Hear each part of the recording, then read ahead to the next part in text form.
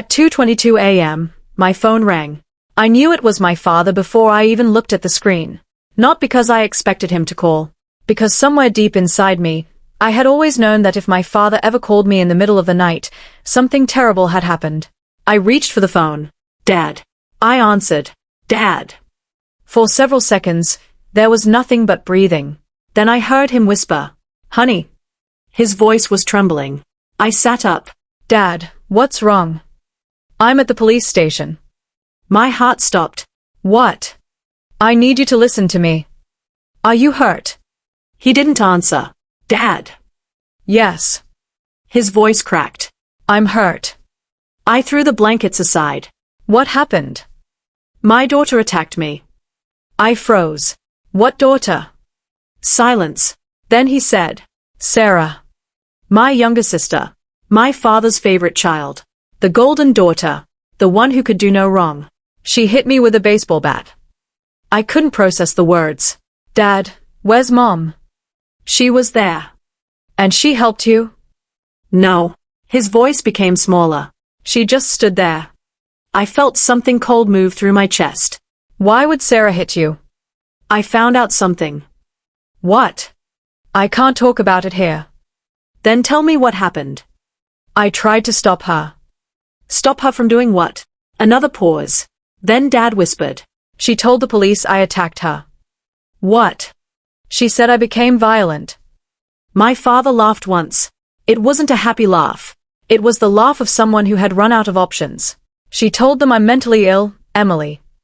My hands were shaking. "Dad, that's insane." "I know." "Where is Sarah?" "I don't know." "Where's Mom?" "I think she's still here." "Then I'm coming." "No, Dad." "Don't come here." "Why?" His breathing changed. He sounded frightened. Not hurt. Not angry. Frightened. "Because, honey." He lowered his voice. "I don't think Sarah was trying to hurt me." I frowned. "What do you mean?" "I think she was trying to silence me." The line went dead. I stared at my phone. 2:24 a.m. For nearly 20 years, my family had taught me one lesson. Don't ask questions. That night, I decided to break the rule. I grabbed my keys and drove toward the police station. For 3 nights, I barely slept. Every time I closed my eyes, I saw the photograph from my Uncle David's warehouse. My father, my mother, Sarah, and me standing together 20 years earlier, smiling like a normal family. But there was one thing that refused to leave my mind. The stranger standing behind us. I had never seen him before, yet the words written on the back of that photograph kept repeating in my head. The girl was always the target. I had spent my entire life believing Sarah was the center of our family's secrets. Now I was beginning to understand that perhaps I had been the center all along. The next morning, I drove straight to Detective Harris's office. She was already waiting for me. The photograph sat inside a clear evidence bag on her desk. "I've been looking into the man in the background," she said before I even sat down. "And I found something." She turned her computer toward me. On the screen was an old newspaper article from 20 years ago. The headline read, "Local businessman survives mysterious house fire." Beneath it was a photograph of a younger man. My stomach dropped. It was him. The stranger from the photograph. His name was Jonathan Vale. "Who is he?" I whispered. Detective Harris folded her hands. "That's the problem. Officially, Jonathan Vale died 20 years ago." I stared at her. "Died?" She nodded. "The newspaper says his body was recovered from the fire. But there was never a positive identification." My heart began pounding. "So you're saying the man in my family's photograph could have been a dead man?" Detective Harris shook her head. "I'm saying someone wanted everyone to believe he was dead." I remembered something suddenly. When I was a child, my father used to tell me never to open the locked drawer in his study. I had always assumed it contained business documents. But one summer afternoon, when I was 11, I had seen my father arguing with a man through the study window. I couldn't hear what they were saying, but I remembered the man's face. I had forgotten it for years because my father had sent me upstairs immediately afterward. Now I realized that the man had been Jonathan Vale. "Detective," I said slowly, "I think I've seen him before." Her expression sharpened. "Where?" I told her about the argument. She immediately reached for her notebook. Your father never told you who that man was? I shook my head. No. But whatever they were arguing about, Dad looked terrified. That afternoon, I went through my father's old belongings. He had kept boxes of documents in the attic for decades. Most were meaningless receipts and construction contracts, but after several hours, I found a small leather notebook hidden beneath a stack of tax records. The first pages contained notes in my father's handwriting. Dates, names, amounts of money. Then I found Jonathan's name.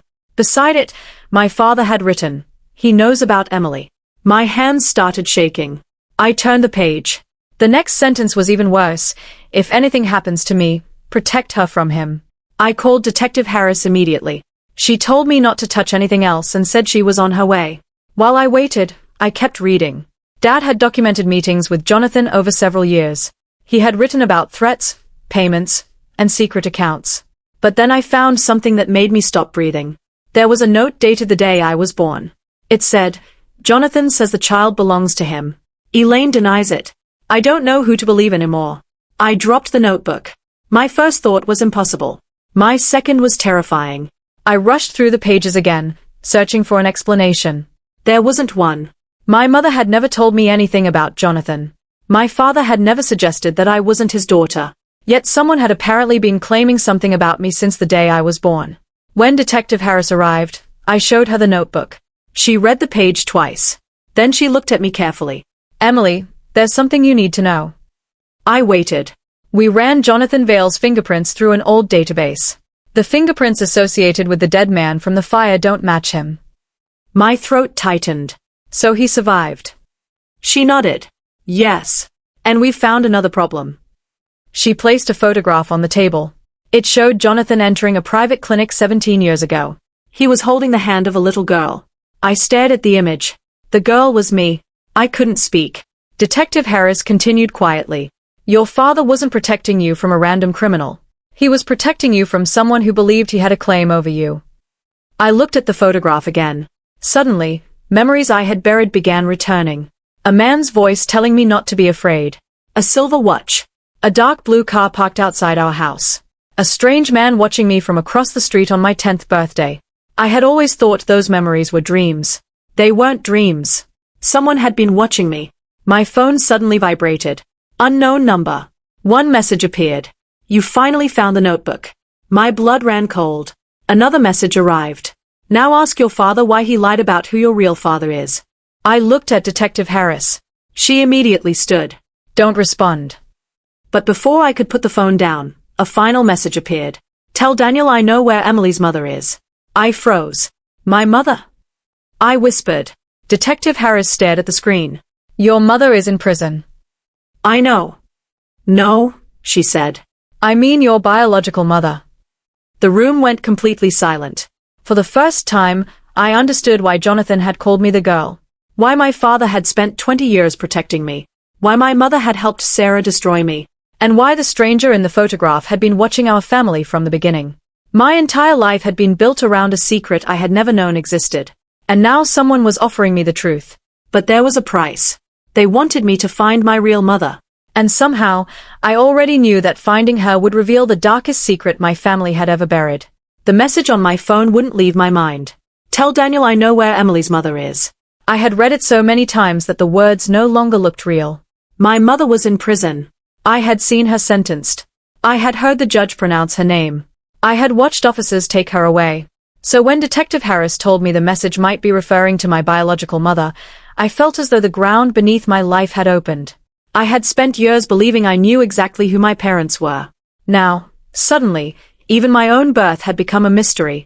Detective Harris took my phone and photographed the messages. "We need to assume whoever sent these knows where you are," she said. "Until we identify them, you shouldn't go anywhere alone." I nodded, but my mind was already somewhere else. What did my father mean when he wrote that Jonathan said I belonged to him? I asked. Harris hesitated. "I don't know yet." "Then let's find out." She looked at me carefully. "Emily, you need to understand something. Your father may have been protecting you, but that doesn't mean he told you the whole truth." I stared at her. I've spent my entire life being lied to. I'm done waiting for people to decide what I deserve to know. We went to the hospital where my father was recovering. When I walked into his room, he immediately knew something was wrong. His eyes moved from me to Detective Harris and then back to me. "What happened?" he asked. I placed the leather notebook on the bed. Dad stared at it as though he'd been punched. "Where did you find that?" "In your attic." His face went pale. "You weren't supposed to find it." "That's exactly the problem, Dad. There are too many things I wasn't supposed to find." I opened the notebook to the page about my birth and placed it in front of him. "Who is Jonathan Vale?" My father's hands began trembling. For a long time, he said nothing. Then he closed his eyes. "I was hoping you'd never have to know." "Know what?" I demanded. "That man was involved with your mother before I met her." I stared at him. "And?" Dad swallowed. "And when Elaine became pregnant, Jonathan believed the child was his." Was he right? My father didn't answer. That silence hurt more than any confession could have. "Dad," I whispered, "am I your daughter?" He looked at me, tears gathering in his eyes. "I raised you. I loved you. Every day of your life, you were my daughter." "That's not what I asked." He looked away. "I don't know." I stepped backward as though he'd struck me. Detective Harris remained silent. Dad finally explained that my mother had met Jonathan years before she met him. Jonathan had been involved in criminal businesses even then. He was wealthy, influential, and dangerous. When my mother became pregnant, Jonathan believed the baby was his. She denied it. My father married her and raised me as his own. But Jonathan never accepted the answer. He began appearing outside their home. He sent letters. He made threats. Then, when I was 3 years old, he disappeared after the mysterious fire that supposedly killed him. "Why didn't you tell me?" I asked. Dad's voice cracked. "Because I wanted you to have a normal life." I laughed bitterly. "Normal?" "Sarah spent 20 years telling everyone I was crazy." Dad lowered his head. "I know." "And Mom helped her." He nodded. "I know." I looked at him. "Did Mom know Jonathan was alive?" Dad hesitated. That was all the answer I needed. Before I could ask another question, the hospital lights flickered. Detective Harris immediately stood. "Stay here." She stepped toward the door. A nurse rushed past the room, shouting that someone had triggered the emergency alarm. Dad grabbed my wrist. "Emily, listen to me." His voice was urgent. "If Jonathan contacts you, don't meet him." "Why?" "Because he doesn't want to explain the past." Dad looked directly into my eyes. "He wants something from you." A few minutes later, the hospital security team discovered that someone had entered Dad's room while we were gone. Nothing had been stolen. That made it worse. Whoever had entered had left something on his pillow. It was a small silver watch. Dad stared at it and immediately recognized it. "Jonathan's," he whispered. Attached to the watch was a note. "Midnight. Old train station. Come alone. Bring the truth." Detective Harris wanted to stop me from going. I refused. "If he wants me, he'll keep coming after everyone I love." Harris shook her head. "That's exactly why this is dangerous." "Then help me catch him." She stared at me for a long moment. Finally, she agreed to set up surveillance, but she insisted I follow every instruction. I didn't tell her that I had already made another decision. I wasn't going to the train station to learn the truth. I was going there to make Jonathan believe I was still the frightened girl he remembered. At 11:57 p.m., I arrived at the abandoned station. Rain covered the broken platform, and the old tracks disappeared into darkness. I stood beneath a flickering light and waited. At exactly midnight, footsteps sounded behind me. I turned. Jonathan Vale stood 10 feet away. He was older than the man in the photograph, but there was no doubt it was him. His hair was gray, his face thinner, but his eyes were exactly the same. Cold. Calculating. Familiar in a way that made my skin crawl. "You came," he said. "You knew I would." He smiled. "You have your mother's courage." "My mother?" "Elaine never told you." "Told me what?" He stepped closer. "That she didn't give you away willingly." I stared at him. "What does that mean?" Jonathan reached into his coat and pulled out an old photograph. It showed my mother holding a newborn baby. She was crying. Standing beside her was a younger Jonathan. "This was taken the night you were born," he said. I looked at the photograph. Something was wrong. My mother wasn't smiling. She looked terrified. "Your father believes I wanted you because I thought you were mine," Jonathan said. "That's only half the story." "What is the other half?" He looked at me. Your mother knew exactly who your real father was. My heart pounded. And Jonathan smiled. She lied to both of us. A train whistle sounded in the distance. I stepped closer. Who is my father? Jonathan's expression changed. That's the question you've been asking all your life. No. I've been asking the wrong question. His smile disappeared. What should I ask? I held up my phone. Detective Harris was listening through the concealed microphone. I said, I should ask why 3 people have spent 20 years trying to keep me from knowing the truth. Jonathan stared at me. Then he laughed. You're smarter than your father. Answer me. He took a breath. Your father's not Daniel Mercer. The words hit me like a physical blow. I already knew the possibility. Hearing it aloud was different. Then who? Jonathan looked toward the dark tracks. Someone you have never met. Who? He reached into his coat again and handed me an envelope. Open it. Inside was a birth certificate. My name was printed across the top. But under father, there was another name. I read it once. Then again. My knees nearly gave out. Because the name wasn't Jonathan Vale. It wasn't Daniel Mercer. It was the name of a man I had seen before. A man whose photograph was hanging in my father's office.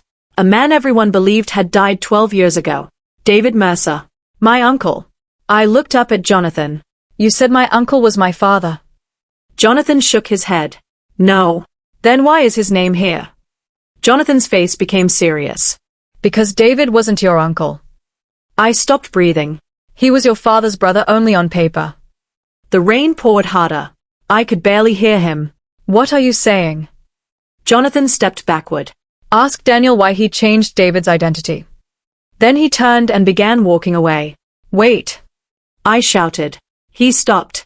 Why did you target me? He looked over his shoulder. Because you were the only person who could expose all of us. Who is all of us? Jonathan smiled sadly. That's what your father was trying to tell you before they stopped him. Then he disappeared into the darkness. Detective Harris rushed onto the platform. Emily. I turned toward her, holding the birth certificate. Did you hear everything?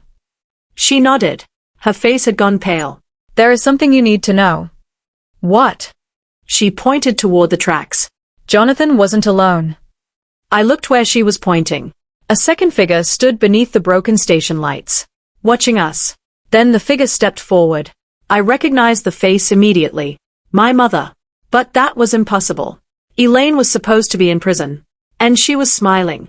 As though she had been waiting 20 years for me to finally discover the truth. For several seconds, I couldn't move. Rain fell between us, sliding down my face as I stared at the woman standing beneath the broken station light. My mother. Elaine Mercer. The woman I had watched disappear behind prison doors. The woman who had spent years lying to me, helping Sarah destroy my reputation, and protecting secrets that nearly got my father killed. Yet there she stood, free, calm, and smiling as though the past 20 years had been nothing more than a long game she had finally won. Mom. My voice came out barely above a whisper. Detective Harris immediately stepped in front of me. Her hand moved toward her weapon. Elaine Mercer, she said sharply. Don't move. My mother laughed softly. Detective Harris, you always were too late. Harris froze. How did you get out? Mom looked at me instead of answering. Emily, you shouldn't have come here. I felt anger rising inside me. You don't get to tell me where I should be anymore. My mother looked hurt for only a second. Then the expression disappeared. You really do look like him. I stared at her. Like who? She glanced toward the place where Jonathan had disappeared. Not Jonathan. Her eyes moved back to me. Your real father. My heart slammed against my ribs. Then tell me who he is. She took one slow step forward. Detective Harris raised her weapon. Stop right there. Mom stopped. You want answers? She asked me. Then listen carefully, because once I tell you the truth, you will never be able to go back to the life you thought you had. I wanted to scream at her. Instead, I said, start talking. Mom sighed. Daniel didn't know everything. Jonathan didn't know everything. Even David didn't know everything. I felt confused. David wasn't my uncle. She shook her head. No. David was your father's half-brother, but that isn't why his name appears on your birth certificate.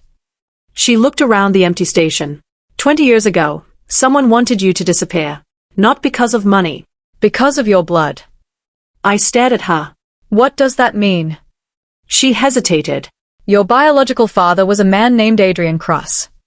The name meant nothing to me. Detective Harris, however, reacted immediately. Adrian Cross. Mom nodded. Harris lowered her weapon slightly. That's impossible.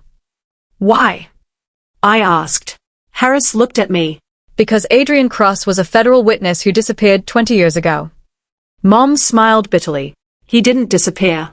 He was murdered. My stomach twisted. By whom? Mom looked directly at me. By the people who wanted what he knew. I suddenly remembered the strange documents in Dad's notebook, the secret payments, the photograph, and the warning that the girl had always been the target. Mom continued. Adrian discovered that several wealthy families were using legitimate businesses to move illegal money. Your father's company was one of them, although Daniel himself wasn't involved at first. Then why was my father part of it? I asked. He wasn't, she said. That's why they tried to destroy him. She explained that Adrian had gathered evidence against a network of businessmen, politicians, and criminals. He planned to testify. Before he could, someone betrayed him. The betrayal came from inside the family. My mother had been working for them, but she claimed she was only trying to survive. You're saying you were part of this? I asked. Mom looked away. Yes. And I was born into it. She nodded. Adrian and I were together briefly. When I became pregnant, he wanted to run. He wanted to take me and the baby somewhere safe. But the network found us. I felt tears gathering in my eyes. Why did you marry Dad? She looked at me. Because Daniel was the only man they trusted who wasn't actually one of them. I didn't understand. You used him. At first, she admitted. Then I loved him. Her voice broke. That was the part one never expected. Detective Harris stepped closer. If Adrian was murdered, why was David's name on Emily's birth certificate? Mom looked at her. Because David helped hide Emily. She explained that after Adrian's death, the people hunting for me wanted proof that I was Adrian's daughter. If they found it, I would become leverage against anyone who possessed Adrian's evidence. David created a false identity for me, using his own family connection. Daniel adopted the story and raised me. To the outside world, I was simply Emily Mercer. But my original records were hidden. I shook my head. Then why did Sarah hate me? Mom looked at me with an expression I couldn't read. Sarah was told you were dangerous. By whom? Jonathan. I stared at her. Why would he lie? Because Jonathan wanted the evidence Adrian left behind. Mom revealed that Adrian had hidden a coded message somewhere before he died. The message supposedly contained the location of financial records that could destroy the entire network. But Adrian had created one final protection. He divided the key into 3 pieces. One went to Daniel. One went to David. And one was hidden with me when I was a baby. My hand instinctively moved toward my necklace. Mom noticed. Her eyes widened. You still have it? I touched the pendant. What does it contain? Not what you think, she whispered. Before I could ask another question, headlights appeared at the far end of the station. Detective Harris immediately turned. We're leaving. Mom shook her head. It's already too late. Several vehicles stopped outside. Men began stepping out. Harris grabbed my arm. Stay behind me. I heard doors slam and footsteps approach. Mom suddenly moved toward me. For the first time, I saw fear in her eyes. Emily, listen to me. Whatever happens, don't let them take the necklace. A gunshot exploded through the station. Glass shattered above us. Detective Harris pulled me to the ground. My mother screamed. Another shot rang out. Then silence. I looked up. My mother was standing over me. Blood was spreading across her coat. Mom. She collapsed into my arms. Detective Harris shouted for medical assistance, but my mother grabbed my wrist. Don't trust anyone, she whispered. Who shot you? She looked toward the darkness outside. Then she said something that made my entire body go cold. Your father. I stared at her. Dad. She nodded weakly. Daniel knew. Then her eyes closed. The police rushed into the station. Harris called for an ambulance while officers secured the area. I couldn't stop staring at my mother's face. Everything she had said was impossible. Daniel had spent years protecting me. He had nearly died because of Sarah. Why would he want my mother dead? Unless she had lied. Unless this was another manipulation. Or unless my father had been hiding something much darker than I ever imagined. An officer found a shell casing near the entrance. Detective Harris examined it, then looked at me. Emily, we need to move. I'm not leaving her. She needs an ambulance. I looked at my mother. She was still breathing. Then my phone vibrated.